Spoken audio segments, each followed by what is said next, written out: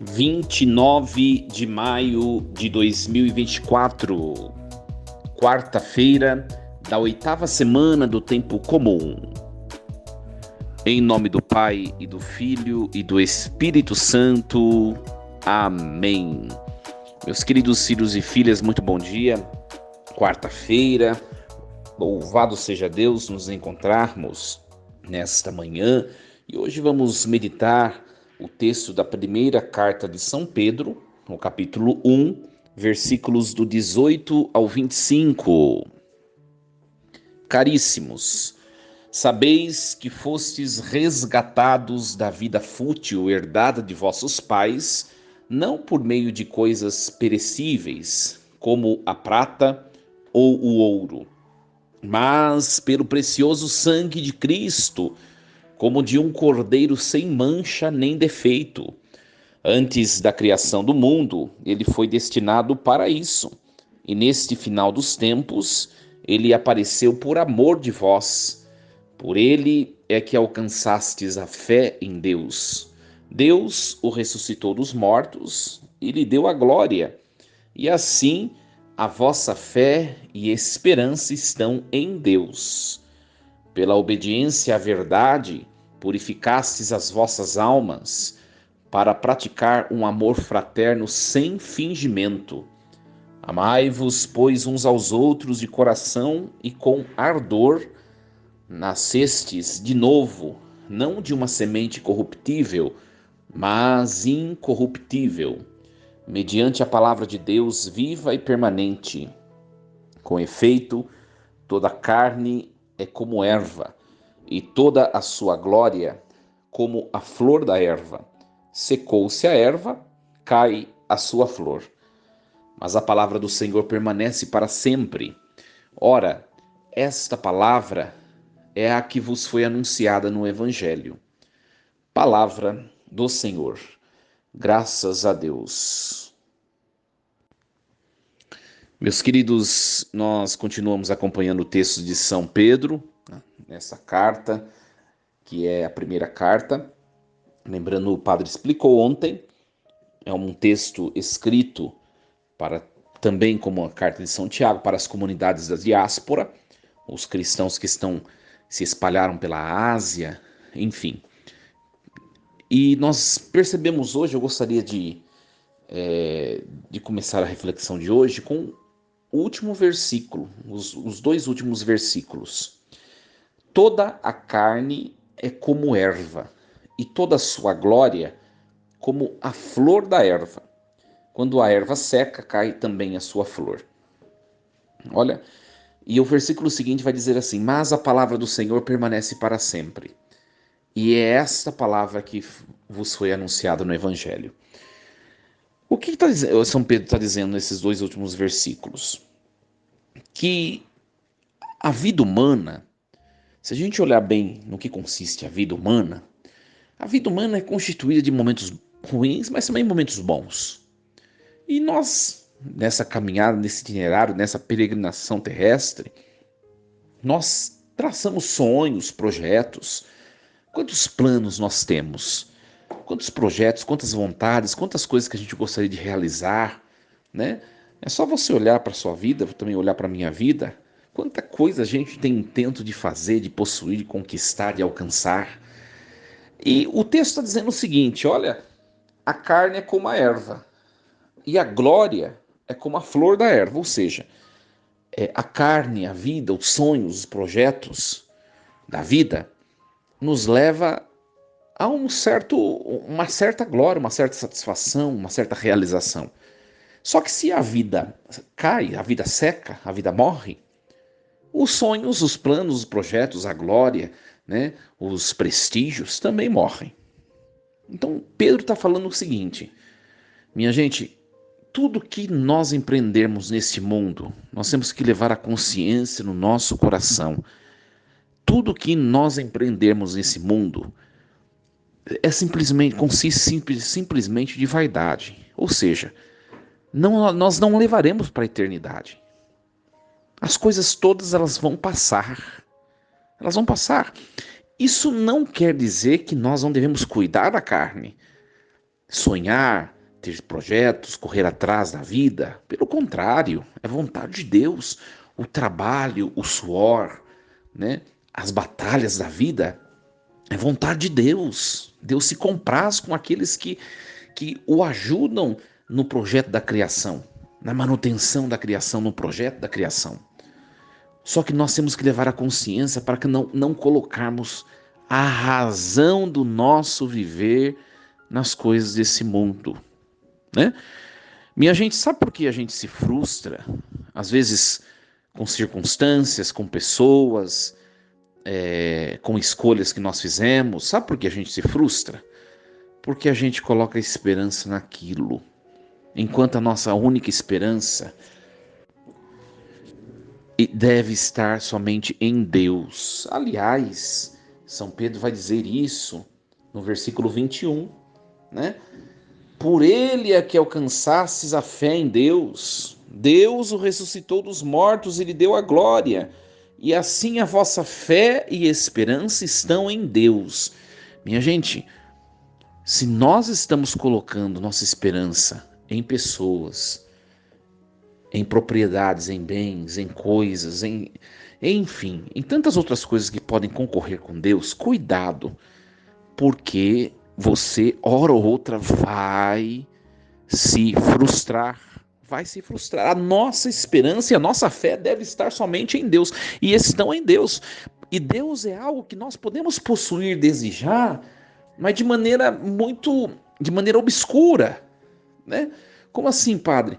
Olha, é só nós vermos a nossa vida sacramental, os sacramentos da igreja. Não são sinais obscuros da presentificação de Deus? Eucaristia, por exemplo. Eu contemplo, eu olho, eu toco o Santíssimo Corpo e Sangue de Cristo, a Santíssima Hóstia consagrada. Eu enxergo o pão, eu toco o pão. Parece, eu tenho a impressão de seja pão, mas é Deus. Mas é a segunda pessoa da Trindade, vivo, real. Ou seja, mas me é obscuro pelos sinais sensoriais.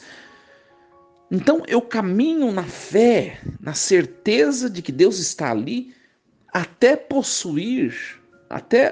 eu possuir um estágio, um lugar, onde eu não vou precisar mais da fé para estar junto de Deus, mas o estágio onde eu vou contemplar verdadeiramente Deus.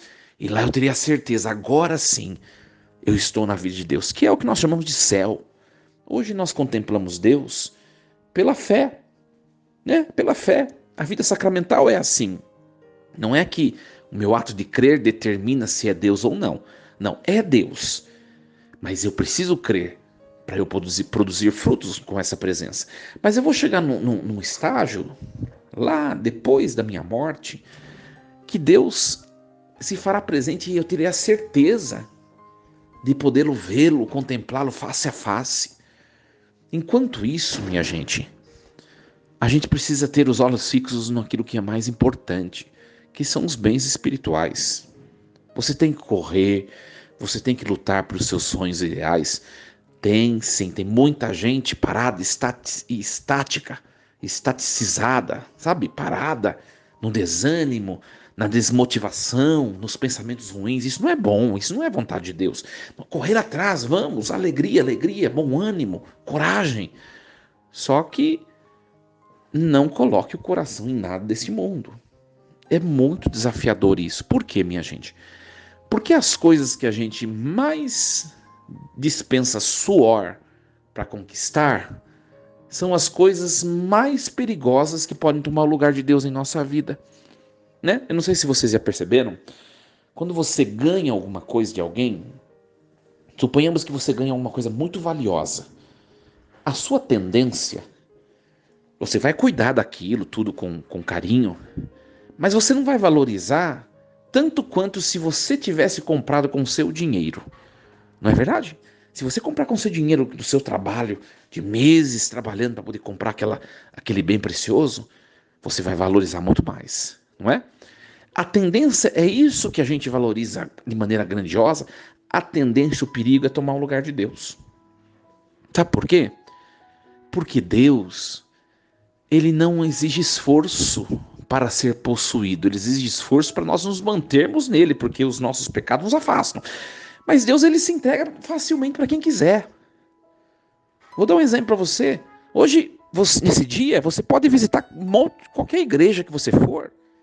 É provável que as portas estejam abertas e você pode ir lá na Capela do Santíssimo Sacramento e fazer um encontro pessoal com Jesus Cristo. Olha que fácil, que simples.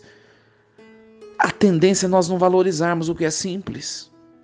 Pois é, a tendência é não valorizarmos o que é fácil. E Deus é algo fácil para se possuir, como também é fácil para se perder. É fácil para nós perdermos a graça e perdermos a amizade com Deus, mas é muito fácil dele ser possuído. E a gente não valoriza. A gente não valoriza. Por isso que a gente coloca coisas que dispensam mais suor, mais esforço, mais sacrifício. Muitas vezes a gente coloca no lugar de Deus. Tem gente que faz de um carro um ídolo. Tem gente que faz a sua empresa o ídolo. Quantas vezes a sua empresa, o seu carro, o seu namorado, o seu afeto, enfim, seus amigos te tiraram, por exemplo, da Eucaristia? Por quê? Porque você colocou no lugar de Deus. E ponto.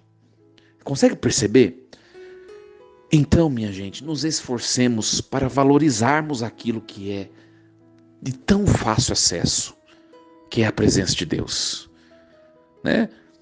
Aliás, o próprio Jesus vai dizer: buscar enquanto pode ser encontrado, né? E Deus ainda se permite ser encontrado de maneira tão singela. Você nesse momento está escutando a palavra, o Espírito Santo está te envolvendo, procurando entrar na sua alma, entrar no seu coração, te dominar, te fazer consagrado a Deus. É muito simples, é muito simples. Por ser tão simples, a gente perde facilmente, não é? Que nós não nos deixemos perder, não deixemos Deus escapar pelas nossas mãos, por causa das provocações da vida, por causa dos nossos pecados, por causa dos nervosos que a gente passa por uma situação ou por outra. Não. Purifiquemos as nossas almas, permaneçamos em Deus. Por isso que Pedro vai falar muito da questão da prática do amor fraterno. Pratiquem o amor fraterno sem fingimento.